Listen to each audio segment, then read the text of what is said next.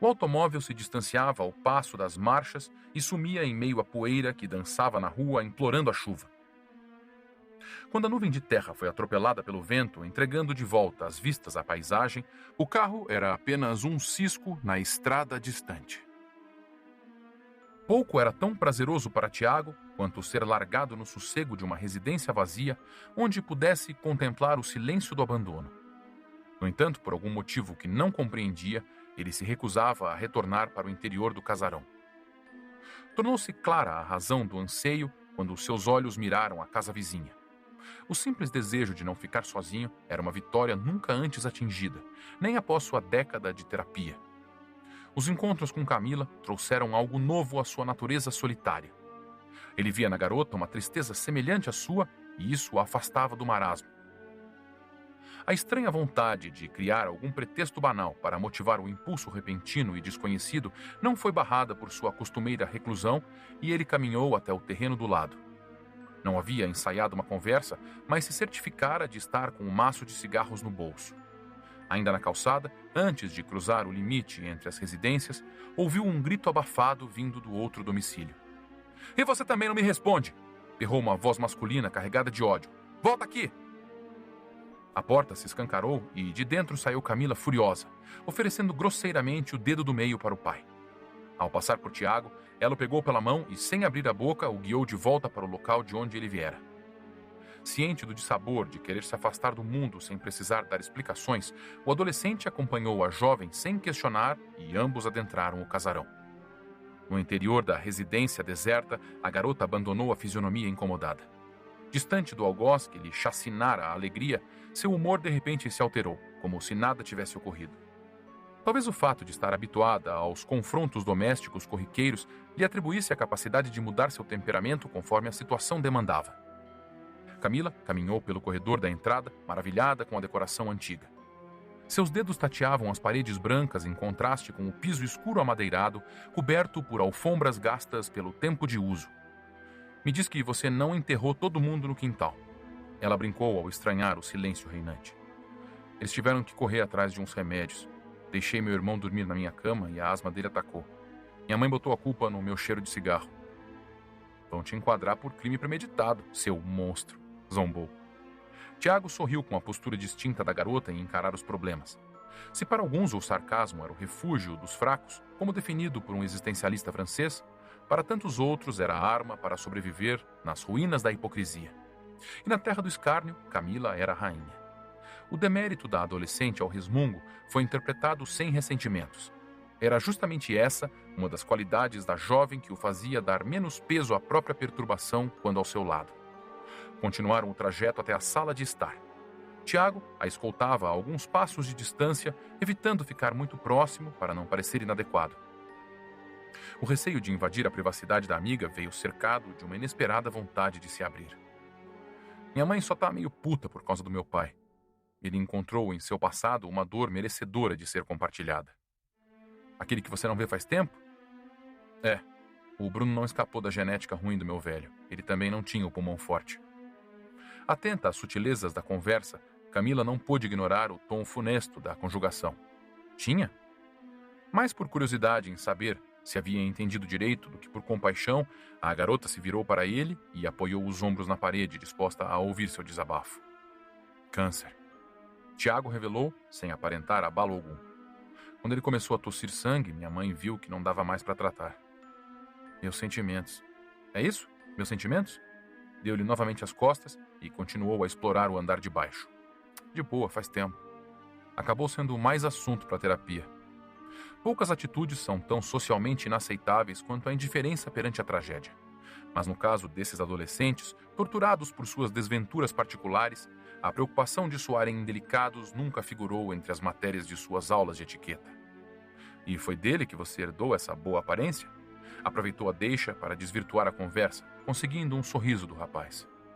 "Só o vício mesmo", respondeu encabulado com a indireta. Ao chegarem à sala de estar, Camila se impressionou ainda mais com as antiguidades que compunham o cômodo. A mobília preservada era típica das casas habitadas por idosos saudosistas que se negavam a se desprender de suas memórias. O enorme tapete persa continuava imponente no centro. mesmo tendo parte de suas geometrias arruinada pela deterioração dos anos servindo como adorno. Mas o que realmente fisgou a atenção da garota estava perto da parede, logo abaixo da televisão de tubo. Mentira!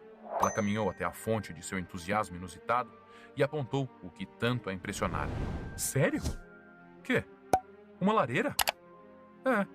Quem tem lareira? Minha avó. Exato. Porque aqui faz tanto frio, né? Debochou. Suas mãos alcançaram o atiçador de ferro pertencente ao conjunto de ferramentas para controlar o braseiro e seus dedos o alisaram de forma erótica, enquanto o olhar envolto em luxúria encarava com segundas intenções o jovem. É para revirar madeira queimada, ele explicou, sem entender a malícia. Não, isso aqui é para atiçar o fogo. Para ser mais explícita, restaria apenas tirar a roupa. Nem a artimanha de um sorriso sedutor foi capaz de derrotar a ingenuidade do amigo que se manteve inerte ao vê-la dar-lhe abertura para tomar a iniciativa. Desapontada porque suas insinuações não trouxeram nada além de constrangimento, Camila dispensou o charme. Você não sai da zona de conforto, né? Foi até ele e o puxou pela mão para continuarem a explorar o restante da casa. Sentado no balanço do jardim, Tiago aproveitava o cigarro aceso nos lábios. Ao seu lado, Camila embalava o corpo de leve, tendo como apoio o pesado atiçador de ferro fincado na grama. Ambos contemplavam secretamente a melancolia de suas próprias lembranças, procurando preencher as lacunas ausentes nas memórias da infância. Para o rapaz, era uma prática comum meditar sobre o passado em busca de explicações para o presente, mas para a jovem era penoso trilhar o labirinto de seus pensamentos desolados, com medo de nunca mais encontrar uma saída. Por que nunca te vi antes? Ela resolveu quebrar a apatia. Só vim uma vez quando era moleque. A comida da sua avó não era boa o suficiente para você voltar? Quem me dera fosse isso. Esboçou um sorriso amarelo diante da brincadeira. O aparente nervosismo evidenciou a existência de um causo interessante a ser ouvido. A garota deixou de lado o utensílio da lareira e virou-se para o rapaz. Já me disseram que eu sou boa em escutar os outros. Os dois não se conheciam havia muito tempo, mas o suficiente para Tiago saber que aquilo estava longe de ser verdade. Ele a encarou com a descrença de um herege diante de um missionário cristão, sem precisar dizer nada. Tá bom, não rolou. Ela deu de ombros. Mas se quiser falar, manda bala que eu aguento. Não, é o meu pano para manga na terapia. Voltou ao cigarro. As conversas com Camila serviam para afastá-lo do seu medo particular, fazendo-o experimentar uma gota de como seria sua vida livre do trauma que o lançara à cova da introversão. Caso revelasse o real motivo de nunca ter retornado, correria o risco de ser visto por ela com os mesmos olhos de tantos outros que o enxergavam como um desequilibrado pelo fato de sua história parecer fantasiosa demais para ser verídica. Aquele novo silêncio cedeu espaço à adolescente para refletir sobre um assunto mais delicado. Algo dito por ele lhe despertara um interesse que, devido à sua natureza mórbida, carecia de uma certa prudência ao ser abordado.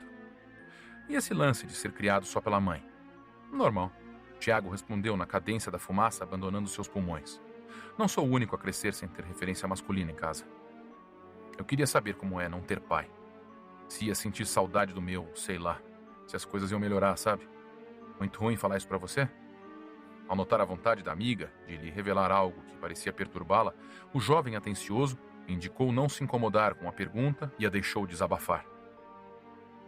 Ele é desses que não vêem a diferença entre paternidade e patriarcado. Se acha o senhor de tudo lá. Camila retirou a ponta afiada do atiçador de ferro da grama, apenas para fincá-la de novo com mais força. Seu rosto recebeu os contornos da tristeza ao mergulhar nas águas calmas de uma época pretérita à tormenta. Era logo da primeira infância, quase apagada, mas os resquícios de sua brandura eram suficientes para saborear o tempo de quando acreditava ser uma menina abençoada. O berço que ela julgava ser amoroso era a armadilha de carícias confusas que se aproveitavam da ingenuidade de uma criança para pregar sua pior peça.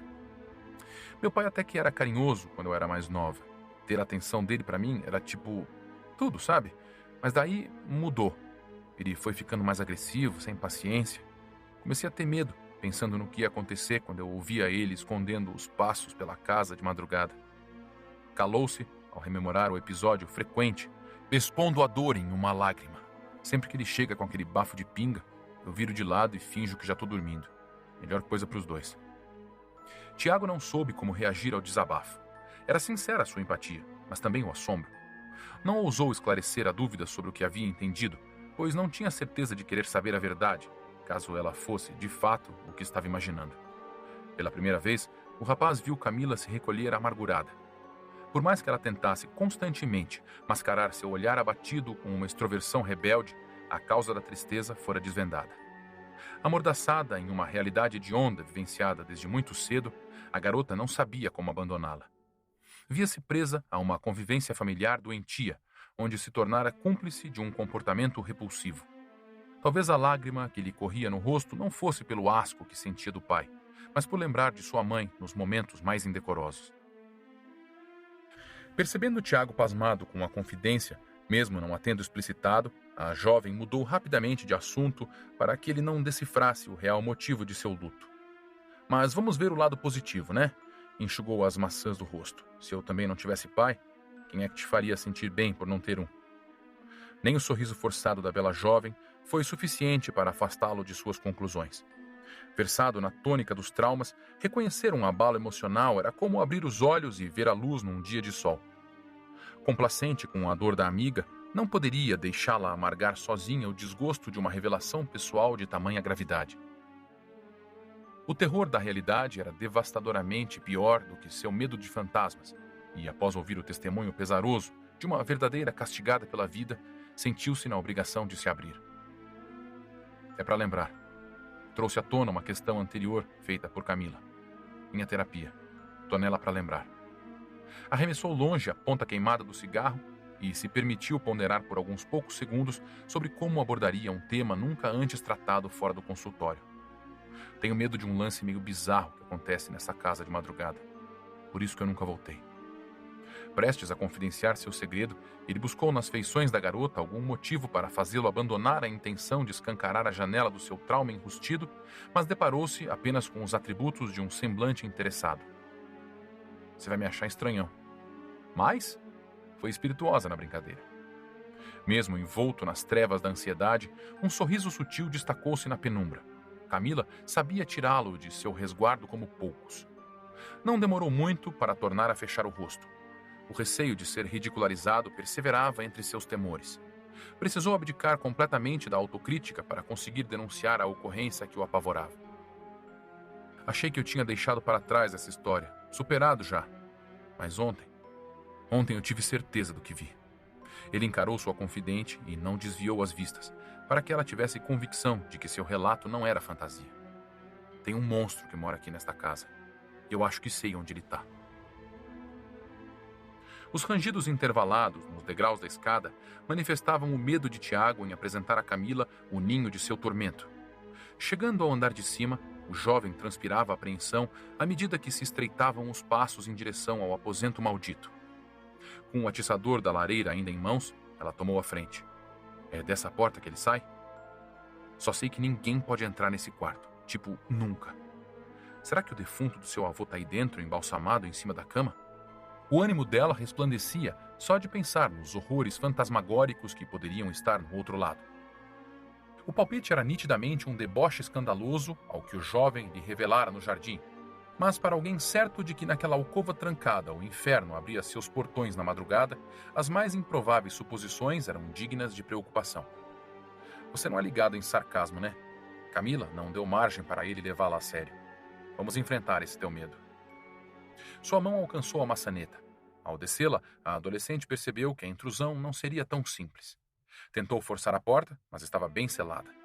Recusando uma derrota precoce, abaixou para examinar o buraco da chave. Melhor deixar quieto. Tiago deu sinais de hesitação. Prometi para minha avó que não ia mais mexer com esse quarto. Você não quer o divórcio? Que divórcio? Dos 10 anos de casamento com a terapeuta? Provocou, levantando-se após a análise. E não precisa ter medo do que vamos encontrar aí. A gente está armado. Exibiu um instrumento de ferro, provando estarem aptos a se defender contra a improvável criatura que ele acreditava habitar o cômodo. Contínuo investigador, a garota inspecionou rapidamente as proximidades à procura de algo para ajudá-la na invasão e reparou na porta aberta do quarto de Tiago. É o seu? Após entrar sem aguardar confirmação, apoiou o atiçador de fogo no móvel mais próximo da entrada e tateou a tranca. Para sua decepção, não encontrou a chave do aposento. Tem um lápis aí? Ela riscou uma nova alternativa. Para quê? Esse tipo de fechadura velha não tem segredo. Qualquer coisa que encaixe no buraco já destranca. O rapaz nunca pensara naquela possibilidade, mas havia coerência no lampejo criativo da jovem artificiosa. Não lhe era tão remota a lembrança de moleques endiabrados invadindo salas na escola à procura de algo a ser furtado durante o intervalo das aulas. No entanto, Tiago não usufruía do talento para desenho. E, mesmo que seus traumas combinassem com as páginas de um diário, jamais arriscaria tê-los descobertos por olhos curiosos. Seus segredos obscuros foram traçados apenas no quadro da mente para permanecerem unicamente consigo. Se houvesse alguma caneta que servisse ao propósito furtivo de Camila, ele não sabia onde estava. Sem perder o ânimo atrevido, a jovem exerceu seu plano de emergência e caminhou ao outro cômodo mais próximo, o de Célia. Em casa antiga, tudo costuma ter a mesma chave também. Seus dedos encontraram o que tanto procuravam ao tocarem a fechadura pelo lado de dentro. Acho que naquela época os pais não tinham tanto medo de serem assassinados pelos filhos enquanto dormiam. Aproximando-se do quarto trancado, acompanhada do seu típico semblante cínico após as piadas de mau gosto, ela encaixou o objeto no trinco sem dificuldades e confirmou sua teoria. Ao girar a chave, o som da porta sendo destrancada retumbou para Tiago como o estrondo de um trovão, fazendo estremecer a enorme rocha que o confinava à caverna de segredos crivada no penhasco de seu subconsciente. Com um sorriso amistoso, Camila abriu a porta para ele. Embasbacado, o jovem não sabia o que encontraria entre as paredes fechadas naquele quarto abandonado às suas fantasias horripilantes. Quando as dobradiças, sem óleo, rangeram, o dormitório proibido revelou-se pouco a pouco perante seus olhos arregalados. O rapaz estava com medo de entrar. Com a verdade tão próxima, o dilema de reescrever o passado lhe parecia mais assustador que a própria criatura. Contudo, não podia desistir. Firmou-se na convicção de ter retornado àquela casa em busca de respostas e deu o primeiro passo em direção ao que viera buscar. Receoso, ao cruzar a soleira, pôde enxergar a grande cama de casal no centro, coberta por um lençol amarelado pelas décadas sem uso e objetos antigos empoeirados que serviam às aranhas como encosto para as teias. Como sua mãe dissera, o cômodo se encontrava preservado. A luz cruzando a janela iluminava o pó que dançava no ar, pairando livremente após seus anos descansando sobre os móveis. Camila não interrompeu o momento de descoberta. Apoiou-se no batente e observou com placidez o amigo deslumbrar-se com a experiência de confrontar pela primeira vez a esfinge de sua infância. Inundado pela lógica das histórias mais tolas de terror, Tiago mirou o enorme guarda-roupa como destino. Imaginou que se o monstro tivesse que repousar durante o dia, seria lá seu refúgio de claridade. Era aparente a sua apreensão, conforme os dedos tremulantes quase alcançavam os puxadores do largo móvel. Um suspiro fundo foi necessário para abrandar a arritmia do coração atribulado antes de suas mãos suadas receberem a ordem para afastar as folhas de madeira. Ele o fez de supetão. E quem o encarou de volta foi o vazio. Nada além de cabides velhos balançando com a movimentação do ar trazida pela abertura repentina das portas. Não tem monstro dentro do armário? Camila zombou, mas não recebeu a atenção do jovem, alheio a qualquer intromissão que o afastasse do seu propósito. Decidido a explorar todos os esconderijos clichês das fábulas infantis, seu rumo seguinte foi a cama. Bem original você, ela o provocou mais uma vez ao vê-lo se pôr de joelhos à beira do leito. Não tinha assombração no antro preferido das criaturas noturnas, mas para a surpresa de Tiago, havia uma caixa. Curioso, ele a pegou e sentou-se no colchão, colocando-a ao seu lado. Após puxar as abas de papelão que a fechavam, sua expressão se arruinou, atraindo o interesse de Camila. Eram revistas de homens nus e algumas fotos descoradas antigas de adolescentes e crianças que jamais deveriam posar daquela maneira em frente às lentes de um fotógrafo. Incrédulo, ele pôs entre os dedos a imagem pervertida de um menino privado de sua ingenuidade. Não sabia o que pensar sobre a perturbadora descoberta. Sempre ouvi que meu avô era um homem correto. Desses, do tipo apegado à tradição, todo preocupado com família. Dá para entender porque minha avó não queria ninguém aqui. Devolveu à caixa o retrato condenável. Longe de compartilhar do mesmo abalo, Camila apreciava os corpos atléticos dos modelos despidos na publicação erótica que folheava em suas mãos. Para um velho tarado, até que ele tinha bom gosto. De todas as injúrias em forma de piada ditas pela garota, aquela foi a mais grosseira. Tiago a encarou irritado, censurando o seu comentário indevido. O quê? Ela protestou contra a reprimenda silenciosa. Vai atacar de preconceituoso agora? Tem foto de menor de idade aqui, justificou-se ele. E você, por acaso, deixa a sua idade te impedir de fazer o que quer? Largou a revista de lado e engatinhou sensualmente sobre o rapaz, fazendo-o se deitar. Camila. Shhh. Apoiou o indicador em seus lábios, proibindo-o de manifestar sua timidez. Só fica quietinho e não faz barulho. Vai ser o nosso segredo. Beijou-lhe a boca, mas não foi correspondida. A garota sedutora deslizou as mãos sobre o peito do jovem, acariciando-o com os dedos até alcançar a cintura. O assoalho rangeu quando ela se colocou de joelhos ao pé da cama e lhe baixou a calça larga. Tiago estremeceu ao vê-la sorrindo com o rosto entre suas pernas desnudas. Estava nervoso, com medo de algo que ainda lhe era desconhecido. Seu olhar refletia o mesmo desespero das crianças imaculadas perante uma pecadora orgulhosa. Por mais que ele tentasse fugir, não foi capaz de controlar o impulso físico de seu desejo masculino, prontamente percebido pela adolescente tomada pela libido. Camila, acho melhor a gente não precisa ter medo, interrompeu, encarando-o no fundo dos olhos com um semblante que não parecia o seu. Se doer, prometo que eu paro. A estranha promessa soou como a fala de uma terceira pessoa sussurrando em seu ouvido. Era como se ela reproduzisse um comportamento encardido que havia assimilado, fazendo do assédio sua arma para conseguir o que queria. Camila libertou sem embaraço o falo aprisionado no aperto da roupa íntima e o cobriu com os lábios umedecidos. Ela ditava um ritmo agressivo, quase mecânico, sem o ardor dos jovens apaixonados em seu primeiro encontro carnal. Ofegante, Tiago tentava sentir prazer, mas a resistência de suas vistas bem abertas, fincadas no teto descascado, o impedia de desfrutar do gozo. Para se concentrar nos supostos encantos do que o ato jurava oferecer, fechou os olhos na esperança de a escuridão ajudá-lo a se deixar guiar pela luxúria. Mas no breu da visão interrompida, as trevas ganharam forma. Enquanto seu membro era adulado pela boca insaciável da garota, rebentou na sombra a lembrança tenebrosa da criatura grotesca devorando-lhe as pernas. Não! Tiago a empurrou com violência. Transtornado após seu reflexo involuntário, corroeu-se pela culpa de ver a garota atirada no chão. Desculpa, Camila, eu não... Tá louco? Ela berrou indignada. Que porra você tá fazendo? Ele não tinha resposta. Embora fosse diagnosticado com algum tipo de transtorno, sua hostilidade jamais se manifestara em forma de agressão. A ardência no lábio inferior fez Camila levar a mão à boca e ver manchado nos dedos o sangue que vertia de um corte leve. Não acredito. Me deixa ver. Não encosta em mim. Ela se afastou revoltada após o rapaz tentar alcançar o seu braço em uma fraca tentativa de reconciliação. Sentindo-se humilhada, a adolescente se colocou novamente de pé para exibir sua lastimável faceta injuriosa acima do rapaz cabisbaixo, inibido pelo próprio ato. Eu estava fazendo graça quando disse que você tinha medo de garota, mas tô vendo que você é mesmo um maricas, que nem a porra do seu avô. Fruto de sua autoestima rastejante, a negativa ao único de seus dotes que julgava irrecusável feriu-lhe o orgulho. Por pior que fosse o motivo para uma mulher rejeitada destilar o seu repertório de ofensas, Camila podia ser palestrante na arte do insulto. Ela partiu, determinada a nunca mais ver o amigo e a profanar seu nome sempre que o lembrasse. Camila! Tiago ainda tentou mantê-la entre as paredes do quarto, mas nenhum clamor para ela retornar seria capaz de fazê-la escutar seus pedidos de perdão. Acostumada a camuflar o sofrimento, a jovem optou pelo ódio no rosto para disfarçar o coração dilacerado.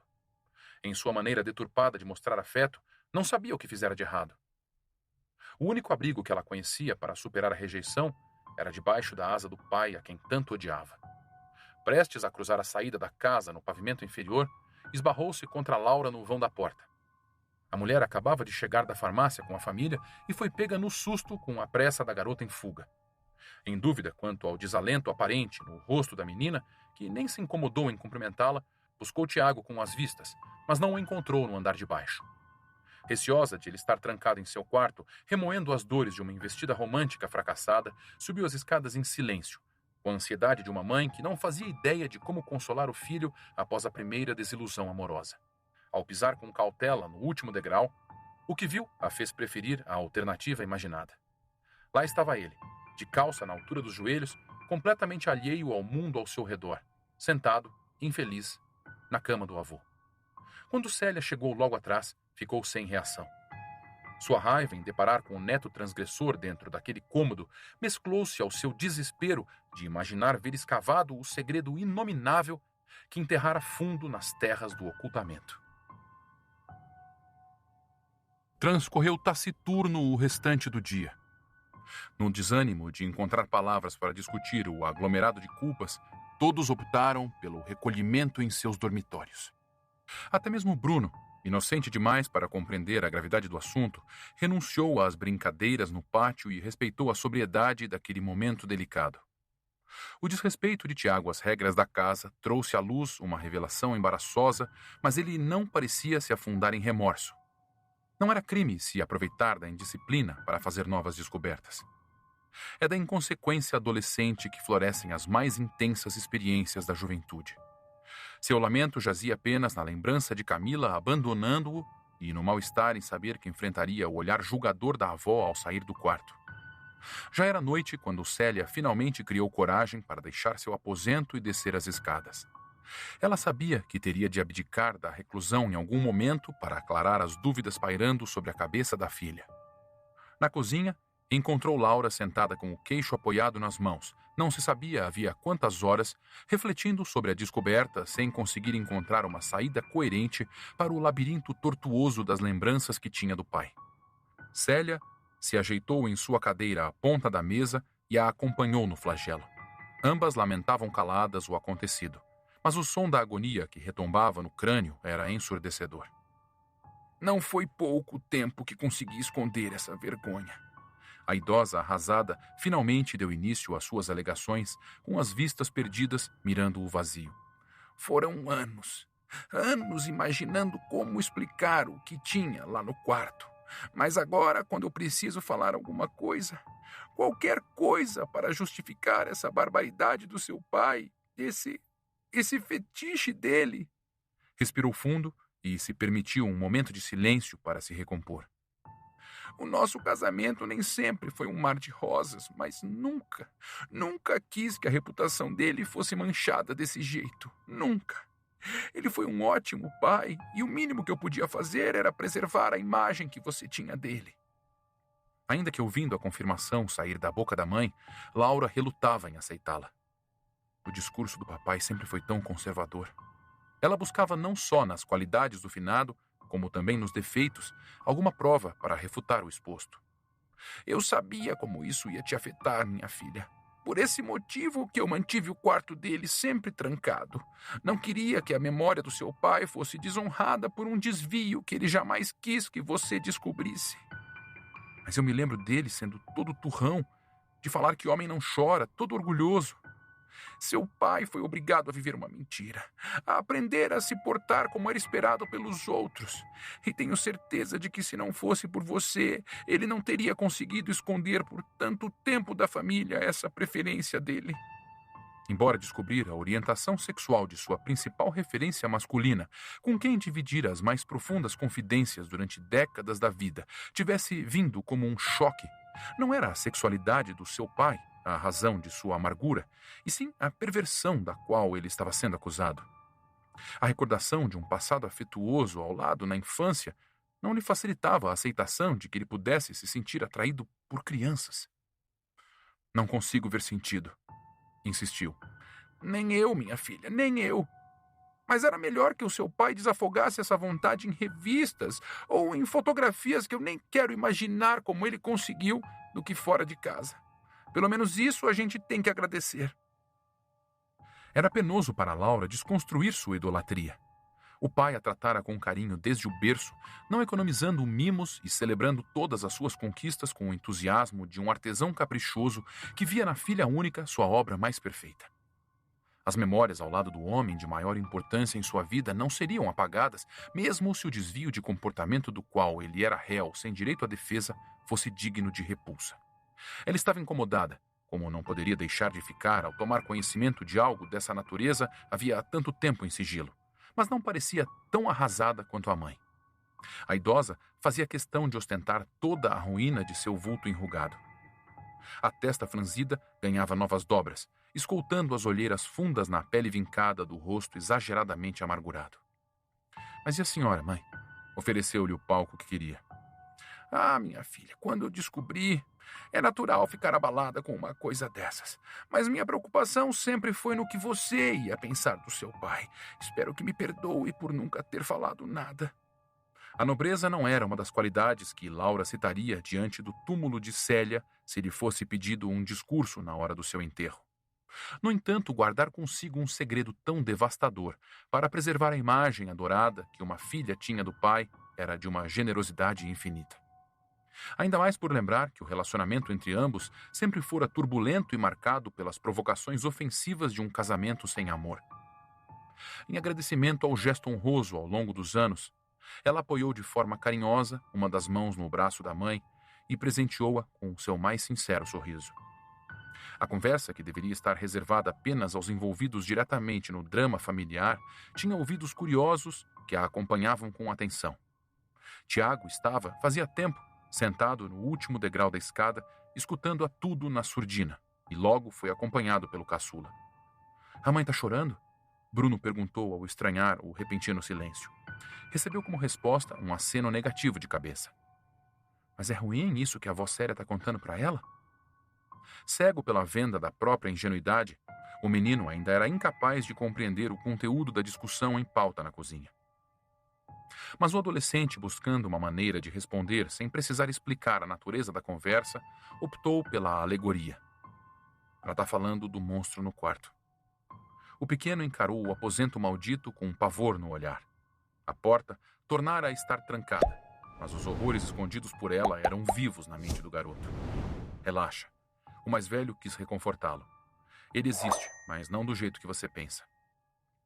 Confuso com as parábolas do irmão, Bruno arriscou uma interpretação. O vovô que é um monstro? Tiago não soube como responder.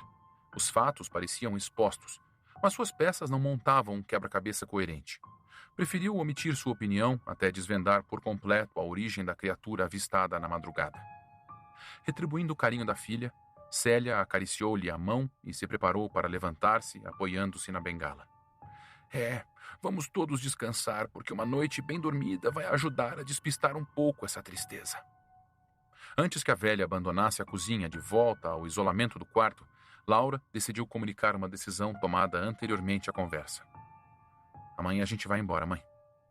Célia interrompeu o passo, incrédula, e deu meia volta, fingindo-se de desentendida. Não ouvi. Logo cedo eu vou pegar a estrada com os meninos. Que absurdo, vocês acabaram de chegar. Eu sei, mas os remédios de tratamento para asma do Bruno ficaram em casa e esse que a gente comprou é só para as crises. O constrangimento encharcado no excesso de explanação evidenciava sua mentira, observada pela idosa subitamente tomada pela raiva. Isso é por causa do Tiago, não é? Disparou. Não, mãe, é que vai ser mais fácil. Escuta, Laura, interrompeu as desculpas esfarrapadas com seu característico tom de voz impositivo. Você não pode ficar se ajoelhando toda hora para um mimado que não sabe ter limite. Você precisa ser mais dura com esse menino para ele não continuar mentindo e inventando história absurda de assombração para conseguir tudo na hora que quer. Mãe. A mulher começou a se irritar com as ofensas a seu filho, mas respirou fundo para não entrar em confronto. Ele mereceu a bronca que eu dei, Laura. Manteve a postura aguerrida. Se o Tiago não fosse um mal-criado, sem respeito nenhum pelo que os outros consideram importante, você não estaria aí sentada imaginando seu pai sem as calças se aproveitando de alguma criança. Chega, mãe, chega. Sua tentativa de manter o equilíbrio foi em vão e ela começou a esbravejar. Durante toda a vida eu fiquei calada vendo a senhora criticar o papai por tudo que ele fazia. Tudo. Não aceito que a senhora fale dele desse jeito. Você pode achar que ter defeito é uma coisa só dos outros, mas fique sabendo que foi a senhora quem transformou a vida do papai no inferno. Você trate de falar direito comigo. É o seu filho quem está causando esse transtorno todo, fingindo ter sofrido um dano emocional seríssimo só para não ter que se responsabilizar pelo que ele fez de errado. Quando contrariada, Célia forjava seus insultos com o martelo pesado da ignorância. Suas injúrias extremamente agressivas extrapolavam os limites mais sagrados de um tratado de guerra. Algumas coisas nunca deveriam ser ditas, mas para a velha, no altar da prepotência, suas palavras eram lei e mereciam reverência. Não, mãe. E eu não vou permitir que a senhora fale do meu filho como se não tivesse responsabilidade nenhuma pelo que aconteceu com o Tiago. Não vou! Defendeu sua cria com a cólera de uma leoa. Se alguém está fingindo alguma coisa aqui, é você, que não assume a sua culpa por um problema dele que começou nesta casa. Desabafou aos berros, antes de despejar uma mágoa antiga entalada na garganta. Não quero mais mentir para mim, não quero. Eu odeio esta casa, odeio. Odeio lembrar de mim e do papai sempre tendo que baixar a cabeça para você com medo de encarar esse seu olhar de desprezo. Odeio chegar aqui e lembrar que foi a minha covardia de não te enfrentar quando eu devia que me fez ser uma mãe omissa, que não conseguiu sequer escutar um pedido de socorro do próprio filho. Laura desabou a chorar. Seu pranto sentido era fruto de desconfianças particulares nunca confirmadas. Por receio de serem verdadeiras, preferira deixá-las isoladas num ponto bem distante da memória para um dia morrerem sufocadas pelo sudário do obscurantismo. Não consegui fazer nada pelo Tiago. Não consegui. Seu bramido esvaeceu, derrotado pelo triunfante desgosto da própria negligência. Mas eu não posso repetir esse erro com o Bruno. Não posso. E não vou. Vendo que sua filha parecia realmente determinada a partir, Célia foi obrigada a ajoelhar-se no degrau da vergonha e implorar. Por favor, Laura, tudo o que eu preciso, que te peço do fundo do coração, é que você não me afaste dos meus netos. Eu não tenho mais 10 anos para ficar esperando outra mágoa terminar. Não tem mágoa nenhuma, mamãe. Enxugou as lágrimas, acompanhando o tom de voz mais brando da suplicante. Fiquem só mais uns dias. Eu e o Bruninho estamos nos conhecendo, estamos nos dando bem. Adoçou a voz, apelando a uma simpatia dissimulada para dissuadi-la de zarpar. Para Laura, o sorriso falso da mãe, querendo reconquistá-la, era menos efetivo que uma pá de terra tentando cobrir um abismo. Ela permanecia irredutível em sua decisão. Melhor a senhora se despedir dele hoje antes de ir deitar, se não quiser acordar cedo amanhã. Ignorou o pedido e levantou-se da cadeira. Usar o pretexto de arrumar as malas soaria perfeito como desculpa para encerrar a conversa de maneira menos agressiva, mas ela não fez questão de ser delicada. Calada, caminhou para fora da cozinha, sem olhar para Célia. Torcendo para os filhos estarem entregues ao sono, a mulher caiu no lodo da angústia ao seguir em direção à escada. Os dois estavam sentados no último degrau, encarando-a com a nítida aparência de terem escutado toda a discórdia. Ela ficou consternada ao ver que Tiago acompanhara a discussão, mas o rapaz, acostumado a ser o foco dos desentendimentos da família, não esboçou nenhum rancor. Parecia indiferente, algo ainda pior para o orgulho da mãe, que não recebia retorno emocional algum para tentar remediar. Ele simplesmente se colocou de pé e foi para seu aposento, deixando Bruno sozinho para lidar com o remorso manifesto de Laura. Entristecida, restou-lhe subir a escada com um novo sentimento de fracasso. Vem, filho. Ofereceu a mão ao mais novo e o levou para se deitar. A mala de Tiago estava quase fechada quando soaram as batidas em sua porta. Os fones presos nas orelhas, entoando uma melodia ensurdecedora, o impediam de escutar quem o chamava. Após o revés de várias investidas acanhadas, os punhos impacientes se baixaram e a porta foi aberta com certa cautela. Tiago. Era Laura quem entrava aos poucos, com a hesitação de uma pessoa tocada pela crença de estar incomodando. Ao vê-la, o rapaz retirou a música dos ouvidos e reparou em seus passos receosos. Tá tudo bem? Ela arriscou a banalidade de uma conversa para quebrar o gelo e recebeu como resposta nada além de uma apática jogada de ombros. Quer ajuda com a mala? Ir embora já tá bom. O jovem preferiu dar as costas e retornar à arrumação de sua sacola. A mulher se manteve estática, como uma estátua imortalizada em sua mais melancólica expressão de mármore. As mãos suadas se esfregavam para afastar o nervosismo. Queria se abrir com o filho, explicar sobre a discussão na cozinha e pedir perdão pelo que ele escutara, mas não sabia como. Tiago era destro em ignorá-la quando o assunto não era de seu agrado, fazendo-a se sentir uma oradora aos ventos do deserto. Insegura, ela só conseguiu ter voz ao se desviar da real intenção de sua ida ao encontro do adolescente. Posso te pedir um favor, filho? Teria problema você ficar de olho no Bruno essa noite? Até para solicitar uma simples gentileza, ela ficava inibida. Preciso deitar algumas horas antes de pegar a estrada, mas tenho receio de ele ter outra crise como a de ontem. De boa. Ele concordou, mas sem ter sequer a educação de se virar. Ateve-se à sua atitude arrogante de continuar acomodando as roupas na mala, embora já estivessem ajeitadas. Não havia espaço para o desabafo de Laura. Apesar de o rapaz não a presentear com um olhar, restou a ela vestir um desbotado sorriso como forma de agradecimento, ainda que ignorado. ao deixar a porta do quarto dele aberta.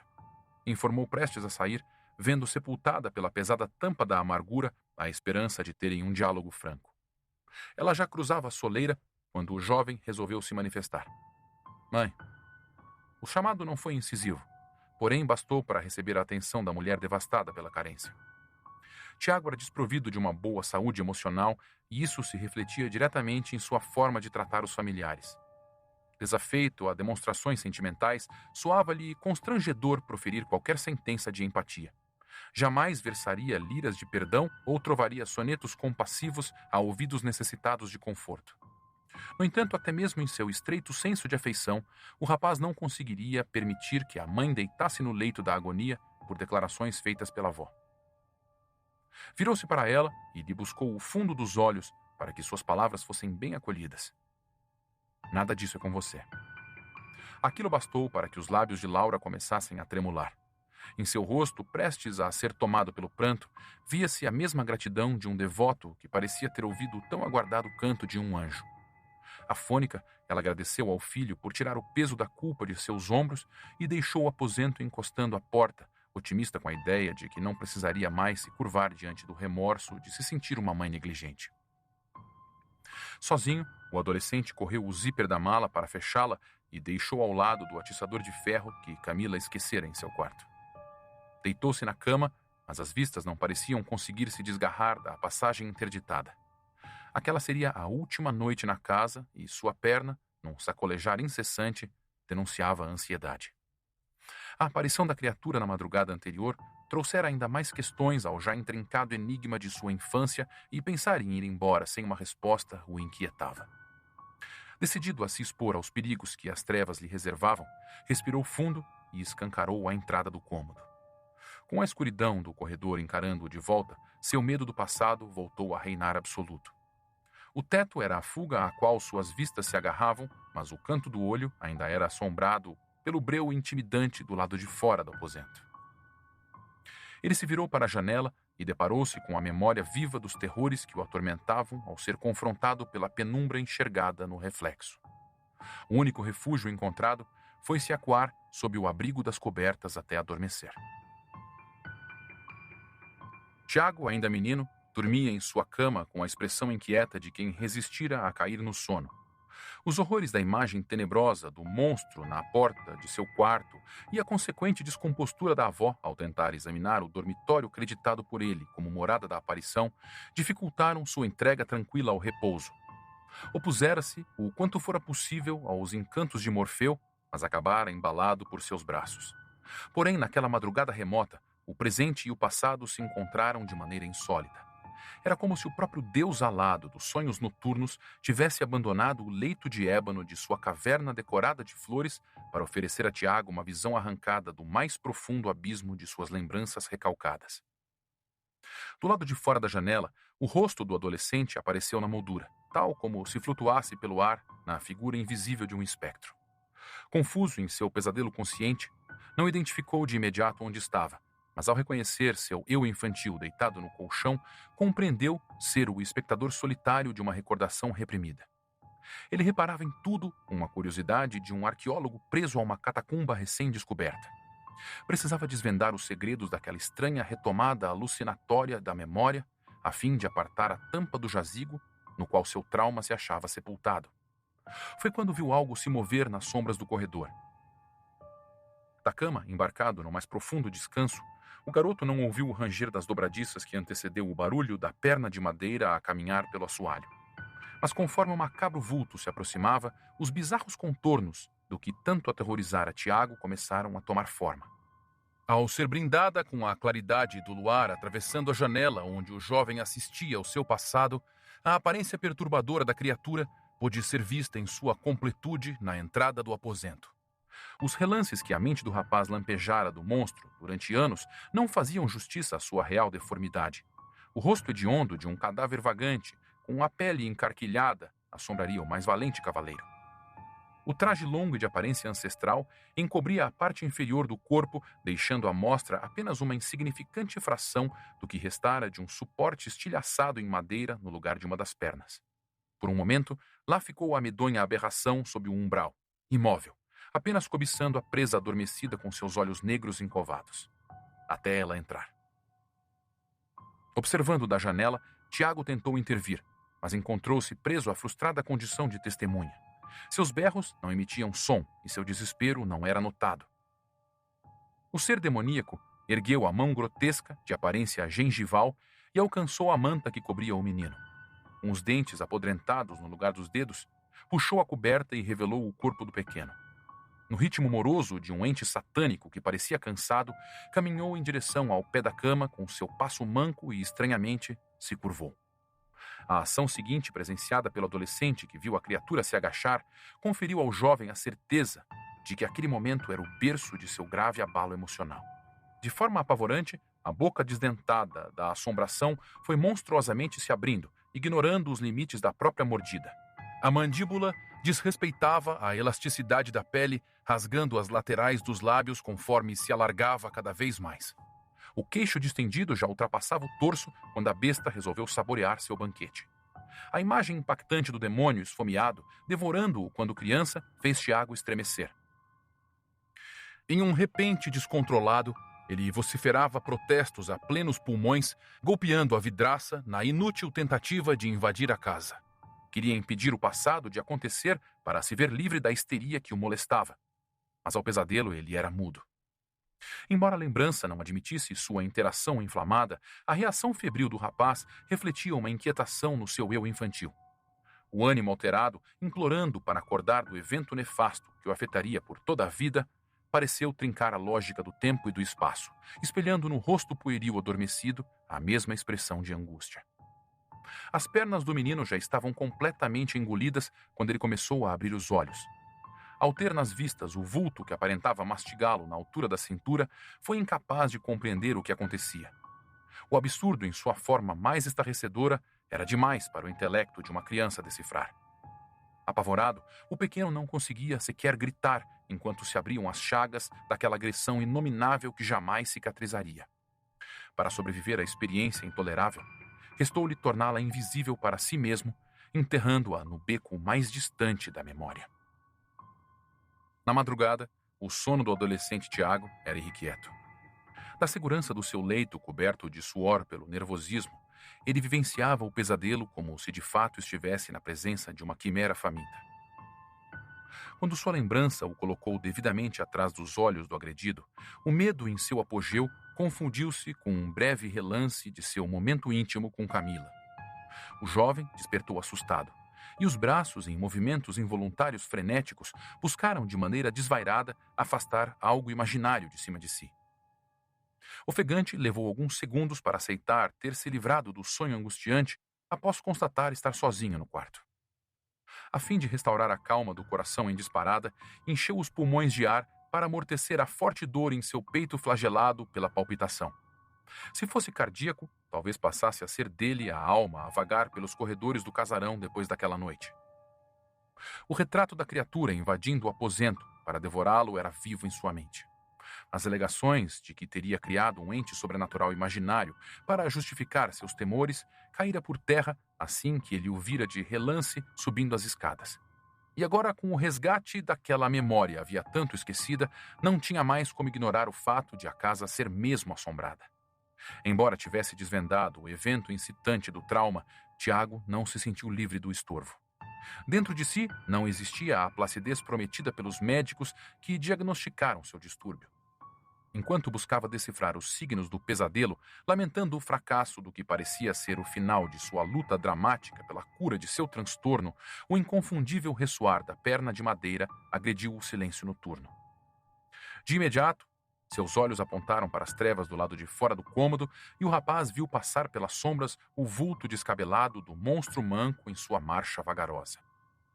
Aquela era a oportunidade de estar diante do algoz, mas o receio de enfrentá-lo não era facilmente superado. Mesmo um adulto, quando confrontado por seus pavores primários, ajoelha-se perante a fobia. Indeciso quanto a abandonar o quarto rumo às sombras, sua vista deitou sobre o atiçador da lareira, descansando ao lado da mala. A ferramenta de metal, lá deixada por Camila, convidava-se a escoltá-lo na vingança pelos longos anos de perturbação emocional. Aliada ao desejo de reparação, havia também a promessa feita à mãe de se manter atento ao irmão durante a noite. Na certeza de o trauma ser resultado dos caprichos infames de um espírito detestável que se alimentava do medo de crianças indefesas, Tiago ergueu-se, enfim, e, sem hesitar, alcançou o instrumento de ferro. Ele sondou a penumbra com cautela, olhando-a a fundo em busca da aparição, mas as batidas dos passos no piso tabuado se encerraram como se a aberração tivesse ancorado em seu destino. Na agulha que apontava sempre ao norte do espanto, a bússola indicou o aposento de Bruno como porto. Para lá, o jovem caminhou na ponta dos pés, estarrecido ante a súbita ousadia de perseguir na escuridão algo que jamais imaginara ter a coragem de sequer observar à distância. Com a alma febril, chegou ao quarto do caçula. Para aumentar sua apreensão, deparou-se com a porta do local encostada e não aberta como Laura dissera que a deixaria. Quase regressou à ilusória fortaleza das cobertas. Arquejava como se de frente à morte, fantasiando o que veria ao abrir o cômodo. Trêmulos, seus dedos empurraram a folha de madeira com a cautela dos covardes diante do perigo. Quando passou a cabeça pela abertura, temeroso, foi do luar o mérito de revelar um horror muito pior que o previamente imaginado. Debruçada no colchão sobre o pequeno Bruno, estava Célia, vestida em seu traje noturno já amarelado pelos longos anos de uso. Com a bengala de ponteira gasta apoiada na cama e os cabelos soltos esvoaçados pela noite encostados no travesseiro, a avó retirou a dentadura com uma das mãos e desceu a calça do neto mais novo com extremo cuidado para não o acordar. Crédula de não haver testemunhas para seu crime, ela abriu a boca desdentada e baixou o tronco em direção à cintura do menino adormecido. Prestes a consumar o abuso repulsivo, notou o vulto de alguém abrigado nas sombras. Ao buscar o inesperado espectador de sua perversão, avistou o adolescente, imóvel, sob o umbral. A expressão de pavor estampada no semblante do rapaz encontrou nova morada no rosto da idosa. Constrangida, Célia não sabia como reagir. De nada lhe adiantaria arriscar-se mais uma vez a se esconder na alegoria de uma mente infantil traumatizada. Tiago a enxergava como ela era. Com a mulher desnuda de sua figura matriarcal dissimulada, a esfinge fantasmagórica revelava seu real contorno, tornando concreto para o jovem o que lhe era indizível quando criança. Algo que antes era considerado misterioso ou sombrio começava a ganhar ares de intolerável. A construção mental de uma criatura assombrosa para sanar um episódio que, na sua ingenuidade, não lhe permitia assimilar, perdia a abstração quando ele ligava a imagem do monstro à da avó. O horripilante som do lento caminhar nas madrugadas, a estranha mão gengival com os dentes apodrentados no lugar dos dedos, a repulsa instintiva aos lábios umedecidos de Camila sobre seu membro, tudo encontrava sentido. Até mesmo as revistas de pornografia infantil, abrigadas em uma caixa debaixo da cama de um quarto onde a entrada era proibida. O neto encarava sem tolerância o olhar de Célia alagado em culpa. Como se fosse uma prisioneira da própria depravação, incapaz de digladiar contra um anseio incontrolável, ainda que hediondo, era aparente sua vergonha. Ela nem arriscou defender-se, pois sabia que seu pecado moral era dos graves. À medida que os fragmentos da construção do trauma de Tiago desembaralhavam-se para montar sua figura real, a raiva por ter a vida arruinada pelos prazeres sórdidos de uma velha sem caráter se acentuava. Desorientado, o espanto no semblante escondia sua revolta prestes a explodir. A escavação no tenebroso sítio das memórias reprimidas encontrou o elo perdido do passado, mas permanecia obscura a decisão do que fazer com a descoberta. Em seu olhar petrificado, refletia a obrigação de não deixar que seu irmão também fosse vítima das perturbações que comprometeram sua saúde emocional. Ainda que a verdade não lhe trouxesse a cura, pôr Bruno a salvo lhe daria um sentido de redenção. No firme desejo de preservar o caçula, sentiu arder as mãos por apertar cada vez mais forte o bastão de ferro. E a lembrança dos anos em que vivera atormentado pela mentira alimentava a fúria em seus braços. Célia percebeu a amargura do neto transformando-se em rancor. Com um visível anseio de reparação crescendo diante de si, ela sabia que seria impossível manter seu segredo. Não havia como escapar. Uma nova tragédia estava para acontecer. Você acabou de ouvir A Casa dos Pesadelos, de Marcos de Brito.